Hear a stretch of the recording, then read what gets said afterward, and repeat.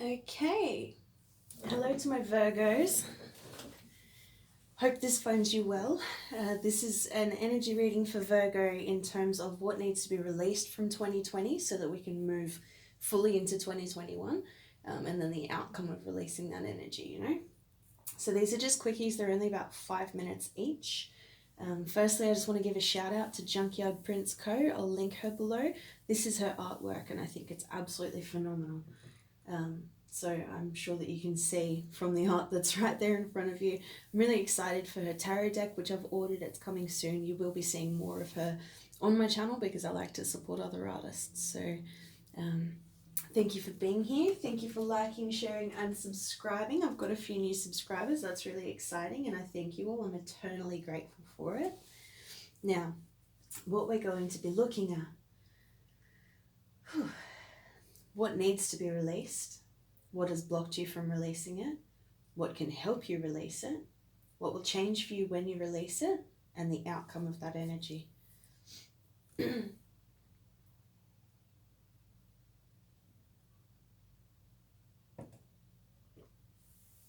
Okay, so what needs to be released in this situation is something to do with communication, possibly travel, especially with the Fool there as well. I do see some travel. I mean, possibly because of COVID, you may not be able to communicate or travel to where you want to be or to a person that you want to be with, and that really sucks.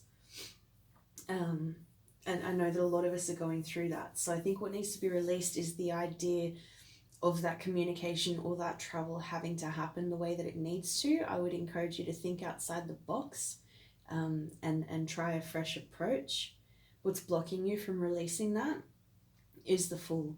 So it might be scary to think outside the box. It might be scary to try a different approach, but you're being really encouraged to do that, especially in terms of communication and travel right now.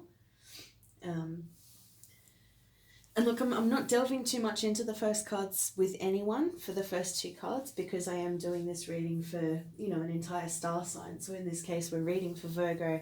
That's going to fit a lot of people in a lot of different situations. So take that as it resonates. Whatever's bugging you and then you've come to this reading, that'll be what it's for. That'll be what it's centered around. So how can we release our ideas around that communication or that travel?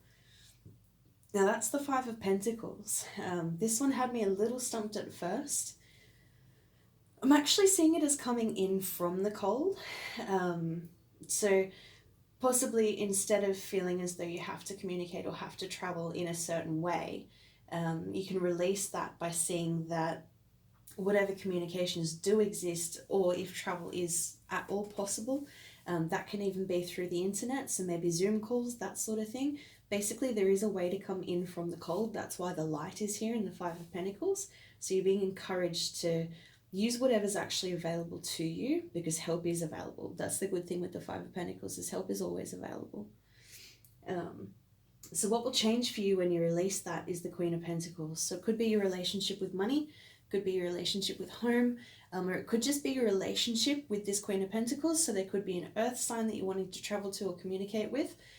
By releasing that need for it to happen a particular way and allowing yourself to come back into the situation in whatever way is available, your relationship with that person is going to change. Your relationship with that money or that safety is going to change as well.